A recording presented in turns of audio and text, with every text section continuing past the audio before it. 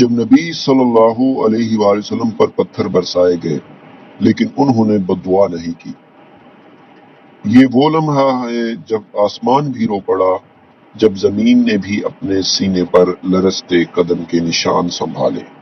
یہ وہ لمحہ تھا جب نبی آخر الزماں صلی اللہ علیہ وآلہ وسلم پر صرف پتھر نہیں، انسانیت کی ناقدری برس رہی تھی، لیکن جواب میں نہ بددعائی آئی نہ بدلے کی بات، صرف ایک صدا، اے اللہ ان کو ہدایت دے، یہ نہیں جانتے کہ یہ کیا کر رہے ہیں۔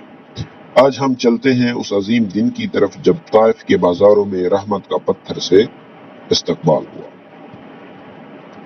نبی کریم صلی اللہ علیہ وآلہ وسلم کی زندگی میں ایک سال ایسا آیا جسے عام الحزن یعنی غم کا سال کہا گیا۔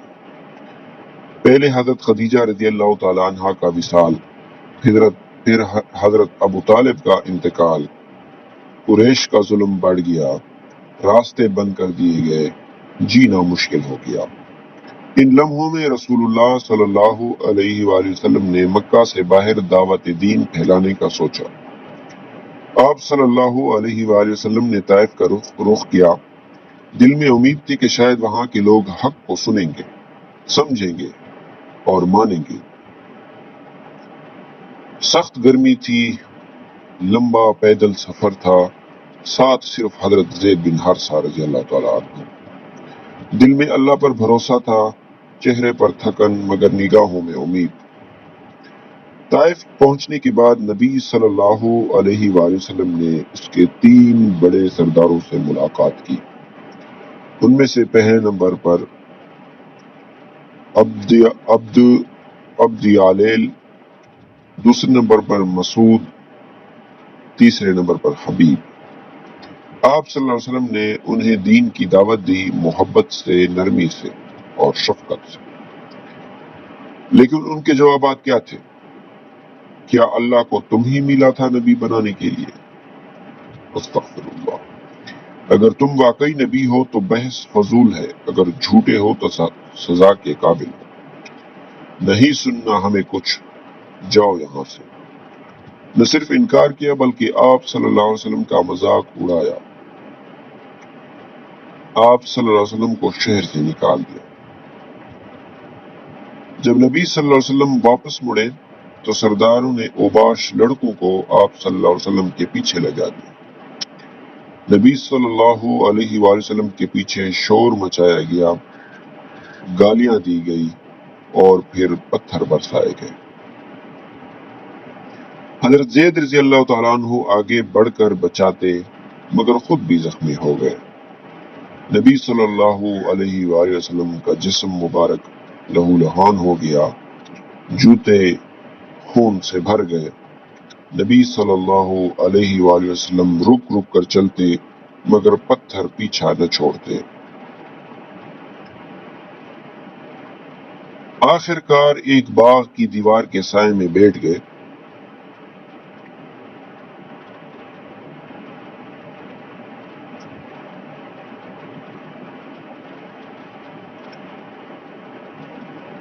اتنے درد سہنے کے باوجود نبی صلی اللہ علیہ وآلہ وسلم نے سر اٹھایا اور وہ دعا کی جو آج بھی سن کر دل کانپ جاتا ہے۔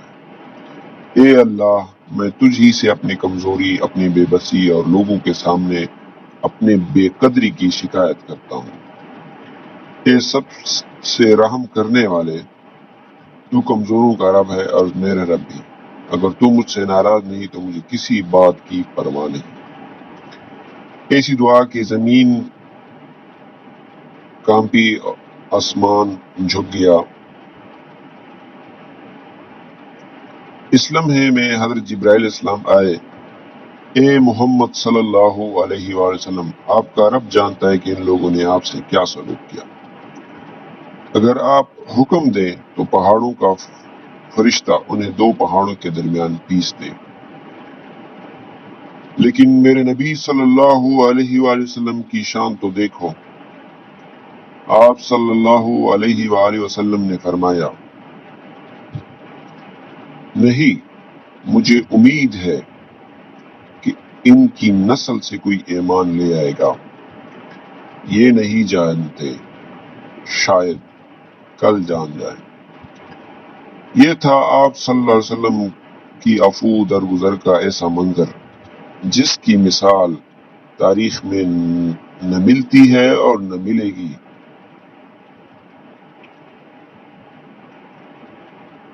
اسی باغ میں دو بھائی عتبہ اور شیبہ نے انگور بھیجے، ان کا غلام عداس آیا، نبی صلی اللہ علیہ وآلہ وسلم کے ہاتھ چومے اور ایمان لے آیا۔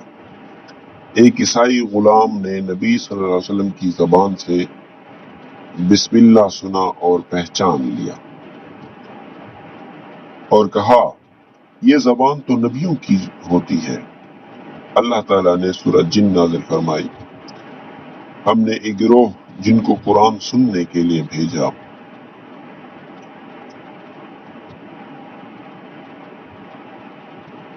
اللہ تعالیٰ نے تسلی دی تم اکیلے نہیں ہو۔ آج اگر ہمیں ذرا سی تکلیف ہو جائے تو ہم شکوے کر بیٹھتے ہیں، لیکن رسول اللہ صلی اللہ علیہ وسلم نے لہو لہان ہو کر بھی معاف کر دیا۔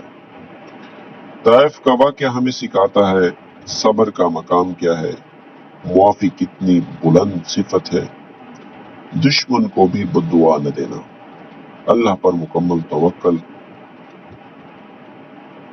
اگر آج ہم چاہتے ہیں کہ دنیا ہماری اخلاق سے متاثر ہو تو ہمیں طائف کی گلیوں سے سبق لینا ہوگا، پتھروں سے نہیں محبت سے دل جیتے جاتے ہیں۔ یہ تھے اللہ کے رسول صلی اللہ علیہ وسلم جو ظلم سہ کر بھی صرف خیر کی دعا دیتے تھے۔ کیا ہم ایسے امتی بن چکے ہیں؟ آج پہلے میں خود کو دیکھ لوں اور پھر آپ سے پوچھوں، کیا ہم ایسا کر رہے ہیں اپنی زندگی میں؟ ہم نے تھوڑے سے دکھ پر، تھوڑی سی بد اخلاقی پر، تھوڑی سی بدتمیزی پر پتہ نہیں دوسروں کا کیا کیا حال کیا ہے۔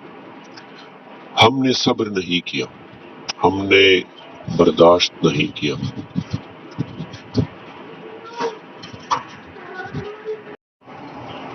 اچھا، موت کے بعد انسان قیامت تک کہاں ہوگا؟ نیک انسان جب مر جاتا ہے تو مرنے کے بعد تو جنت کا فیصلہ قیامت کے دن ہوگا، تو یہ انسان کہاں جائے گا یا یوں ہی اپنی قبروں میں ہوگا؟ جواب: انسان کے مرنے کے بعد اس کا تعلق اس ظاہری اور دنیاوی عالم سے نہیں رہتا، بلکہ اس کا تعلق ایک اور عالم سے ہو جاتا ہے جس کو عالم برزخ اور عرف عام میں عالم قبر کہتے ہیں۔ اب جو کچھ اس پر گزرتا ہے وہ دنیاوی عالم میں نہیں بلکہ اس دوسرے عالم میں ہوتا ہے، اور اس دوسرے عالم کو اللہ تعالیٰ نے اپنے حکمت بالغہ سے عام انسانوں سے مخفی رکھا ہوا ہے، لہذا اس پر اچھا یا برا جو کچھ گزرتا ہے اس کا اس دنیا میں مشاہدہ عام طور پر نہیں ہوتا۔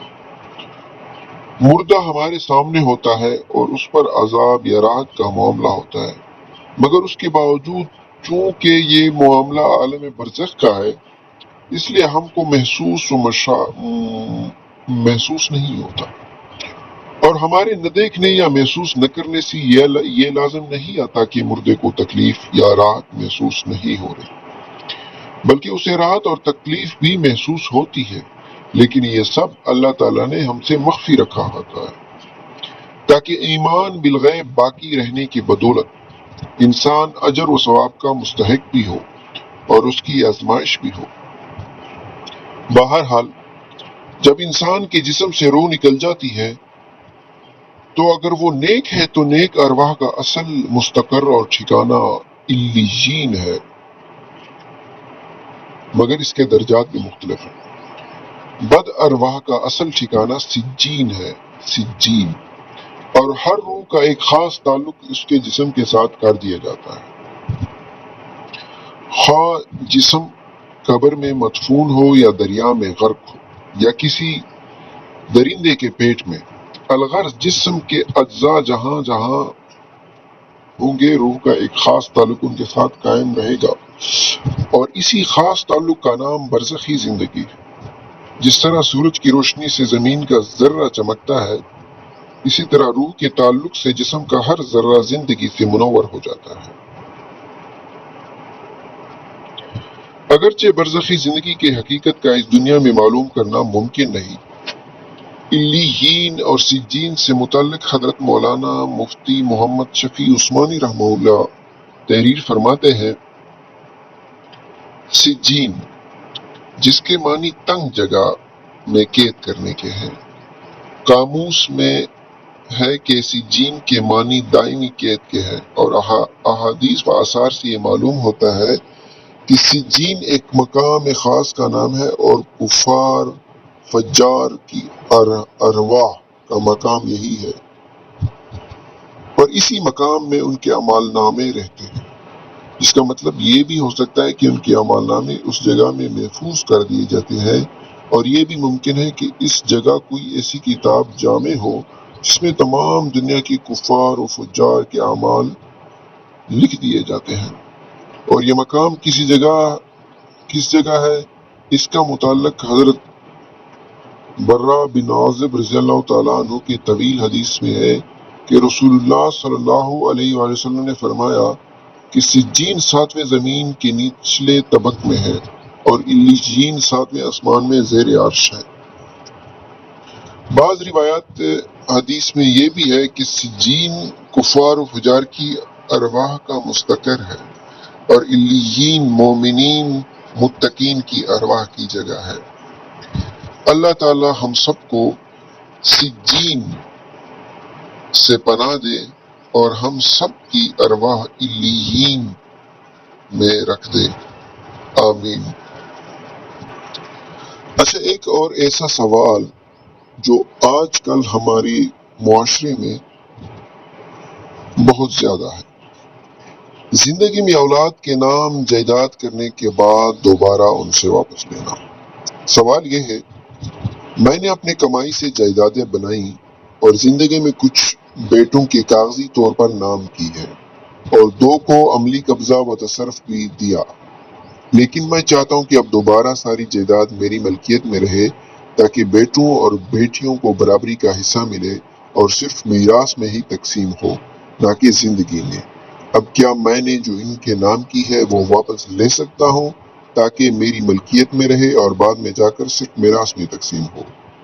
اس کا جواب یہ ہے، واضح رہے کہ انسان کا اپنی زندگی میں اپنی جائیداد میں سے کسی کو کچھ دینا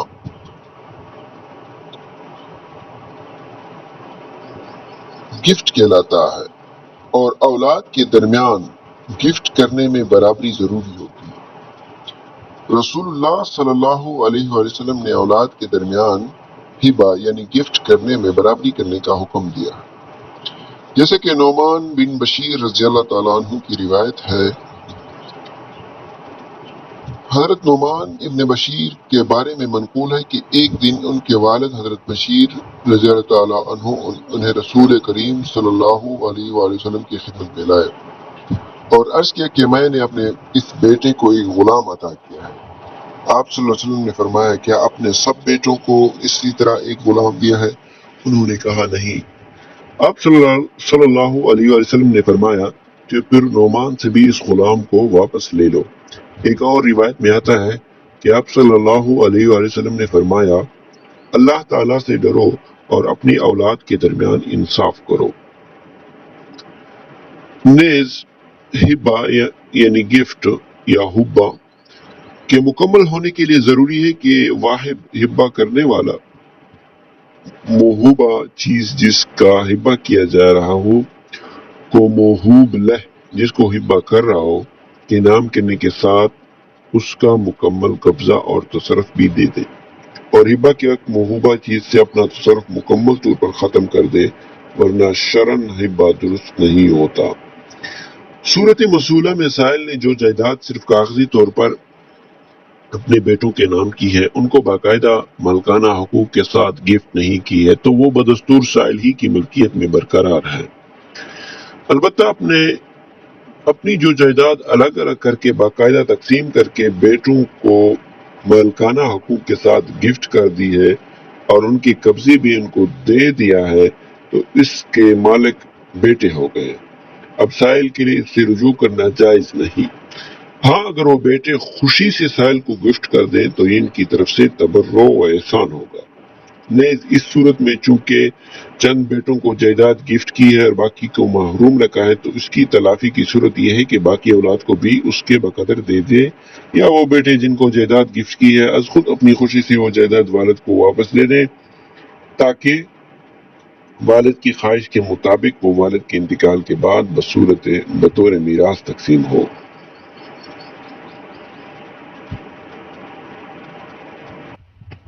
اے اللہ ہمیں آنے والے بہترین دن عطا فرما، ہمارے نصیب میں ایسا لکھ دے جس سے ہمارا دل خوش ہو، ہمیں ذہنی سکون عطا کر اور ہمارے تمام معاملات آسان فرما۔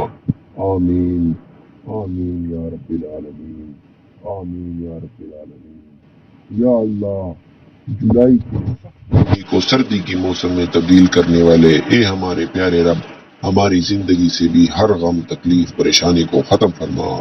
آمین آمین ثم آمین۔ رسول اللہ صلی اللہ علیہ وآلہ وسلم نے فرمایا، جو شخص یہ چاہتا ہے کہ اس کے لیے اس کے رزق میں کشادگی کی جائے اور جو اس نے چھوڑ جانا ہے اس کی مہلت لمبی کی جائے تو صلہ رحمی کرے۔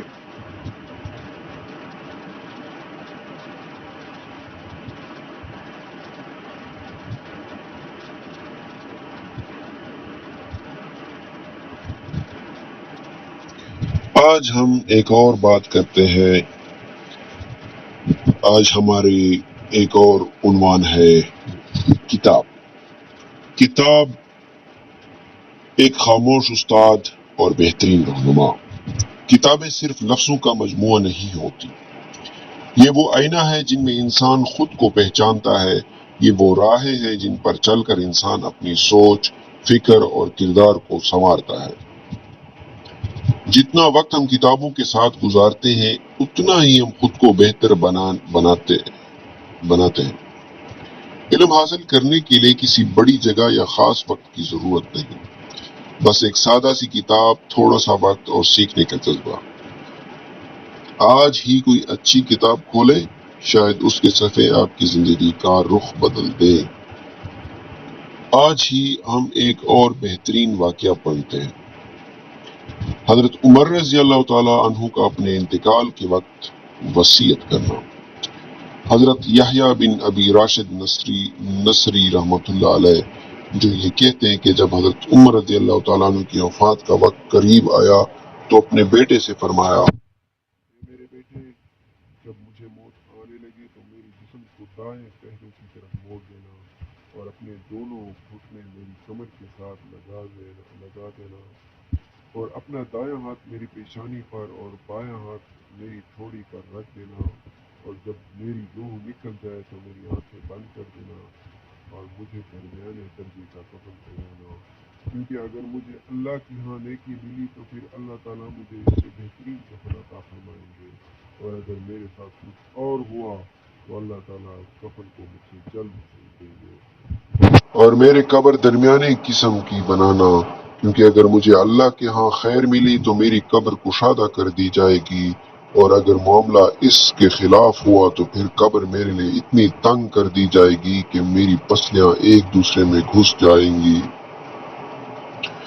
میرے جنازے کے ساتھ کوئی عورت نہ جائے، اور جو خوبی مجھ میں نہیں ہے اسے بیان نہ کرنا، کیونکہ اللہ تعالیٰ مجھے تم لوگوں سے زیادہ جانتے ہیں، اور جب تم میرے جنازے کو لے کر چلو تو تیز چلنا، کیونکہ اگر مجھے اللہ کے ہاں خیر ملنے والی ہے تو تم مجھے اس خیر کی طرف لے جا رہے ہو، اس لیے جلدی کرو، اور اگر معاملہ اس کے خلاف ہے تو تم ایک برائی کو اٹھا کر لے جا رہے ہو، اسے اپنی گردن سے جلدی اتار دو۔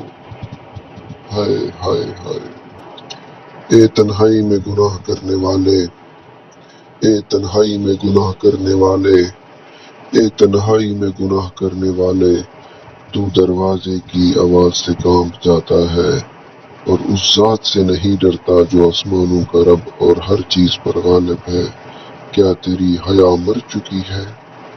اے تنہائی میں گناہ کرنے والے، اے تنہائی میں گناہ کرنے والے، تو دروازے کی آواز سے کام جاتا ہے، اور اس ذات سے نہیں ڈرتا جو آسمانوں کا رب اور ہر چیز پر غالب ہے، کیا تیری حیا مر چکی ہے؟ اور یقین رکھو جو دل دکھاتے ہیں وہ کبھی خوش نہیں رہتے، اور جو دل جوڑتے ہیں اللہ تعالیٰ ان کے راستے آسان کر دیتا ہے۔ اگر تمہارے ساتھ ناانصافی ہوئے تو خاموشی اختیار کرو، کیونکہ جو لوگ اللہ تعالیٰ کی عدالت میں مقدمہ چھوڑ دیتے ہیں وہ دنیا کی کسی عدالت سے انصاف نہیں مانگتے۔ رب ہر آنکھ کے آنسو، ہر دل کی ٹوٹ پھوٹ اور ہر درد کا گواہ ہے۔ وہ وقت پر بولتا ہے اور جب بولتا ہے تو خاموش کر دیتا ہے۔ اگر صبر آپ کے مزاج کا حصہ نہیں تو پھر شکر بھی آپ سے دور رہے گا۔ کیا بات کہی ہے! اگر صبر آپ کے مزاج کا حصہ نہیں تو پھر شکر بھی آپ سے دور رہے گا، کیونکہ شکر وہاں اترتا ہے جہاں صبر کی زرخیز زمین موجود ہو۔ شکر ادا کرنا بھی ایک بیماری ہوتی ہے، ایسی بیماری جو ہمارے دلوں کو روز بروز کشادگی سے تنگی کی طرف شکر ادا نہ کرنا بھی ایک بیماری ہوتی ہے، ایسی بیماری جو ہمارے دلوں کو روز بروز کشادگی سے تنگی کی طرف لے جاتی ہے، جو ہماری زبان پر شکوے کے علاوہ کچھ آنے ہی نہیں دیتی۔ اگر ہمیں اللہ کا شکر ادا کرنے کی عادت نہ ہو تو ہمیں انسانوں کا شکر ادا کرنے کی عادت نہیں پڑتی۔ شکر ادا کرنے کی عادت اپنا لو۔ الحمدللہ علی کل حال، ہر حال میں اللہ کا شکر ہے۔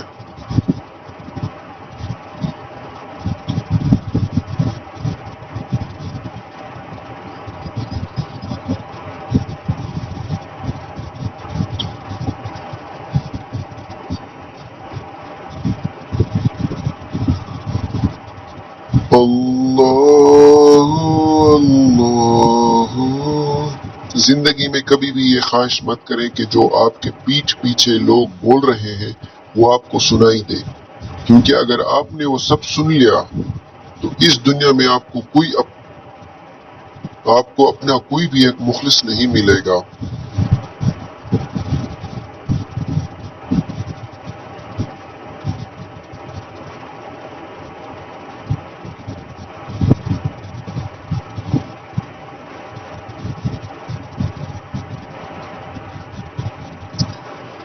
حضرت جابر رضی اللہ عنہ روایت کرتے ہیں کہ میں نے حضور نبی اکرم صلی اللہ علیہ وآلہ وسلم کو فرماتے ہوئے سنا، رات کو ایک ایسی سات بھی آتی ہے جس میں کوئی مسلمان اللہ تعالیٰ سے دنیا و آخرت کی کوئی چیز مانگتا ہے تو اللہ تعالیٰ اسے وہی عنایت فرما دیتا ہے، اور یہ سات یہ گھڑی ہر رات آتی ہے۔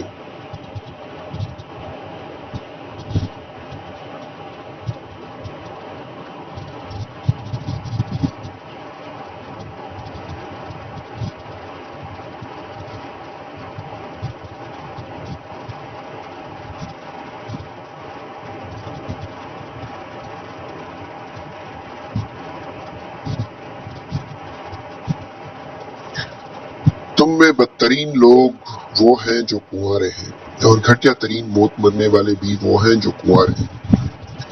نبی کریم صلی اللہ علیہ وآلہ وسلم کی خدمت میں ایک مرتبہ عکاف بن بشر تمیمی رضی اللہ تعالی عنہ نامی ایک صحابی آئے۔ نبی کریم صلی اللہ علیہ وآلہ وسلم نے اس سے پوچھا، عکاف تمہاری کوئی بیوی ہے؟ عکاف نے کہا نہیں۔ نبی کریم صلی اللہ علیہ وسلم نے پوچھا کوئی باندھی؟ اس نے کہا نہیں۔ نبی کریم صلی اللہ علیہ وآلہ وسلم نے پوچھا تم مالدار بھی ہو؟ عرض کیا جی الحمدللہ۔ نبی کریم صلی اللہ علیہ وسلم نے فرمایا پھر تو تم شیطان کے بھائی ہو۔ اگر تم عیسائیوں میں ہوتے تو ان کی راہبوں میں شمار ہوتے، لیکن ہماری سنت تو نکاح ہے۔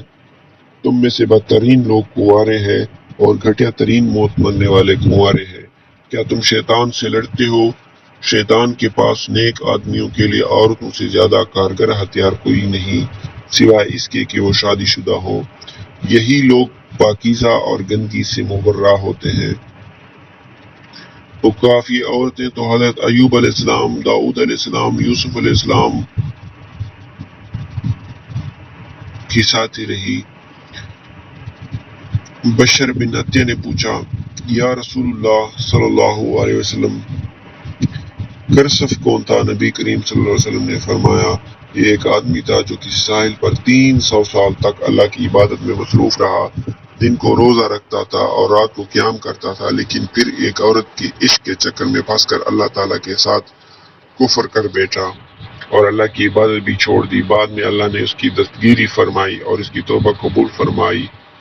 ارے کاف، نکاح کر لو ورنہ تم تذبذب کا شکار رہو گے۔ انہوں نے عرض کیا، یا رسول اللہ صلی اللہ علیہ وسلم، آپ خود ہی میرا نکاح کر دیجئے۔ نبی کریم صلی اللہ علیہ وسلم نے فرمایا، میں نے کریمہ بنت کلثوم میرے سے تمہارا نکاح کر دیا۔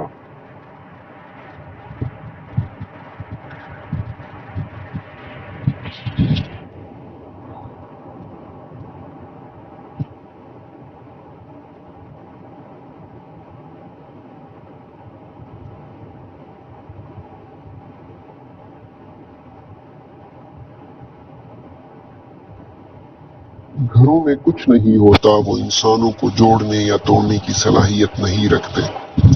وہ بس اینٹوں، سیمنٹ، سریے اور لکڑی کی ایک عمارت کے علاوہ کچھ نہیں ہوتے۔ ان کے اندر آ کر رہنے والے انسان اپنی سوچ، عمل اور رویوں سے اپنی زندگی بناتے یا بگاڑتے ہیں۔ سب کی اپنی اپنی تھکن ہے، کوئی رشتوں سے تھکا ہوا ہے تو کوئی لہجوں سے اکتایا ہوا ہے، کوئی ذمہ داریوں سے نڈھال ہے تو کوئی ضرورتوں سے پریشان، کوئی اپنی نفسیاتی الجھنوں سے بھاگ رہا ہے تو کوئی روح کی کھونٹی پر لٹکی خواہشوں کی گھٹڑی سے۔ جیسے میکسم گورکی نے لکھا، ہمیں لوگوں پر رحم کرنا چاہیے، سب لوگ غمگین اور بے بس ہے، زندگی سب کے لیے مشکل ہے۔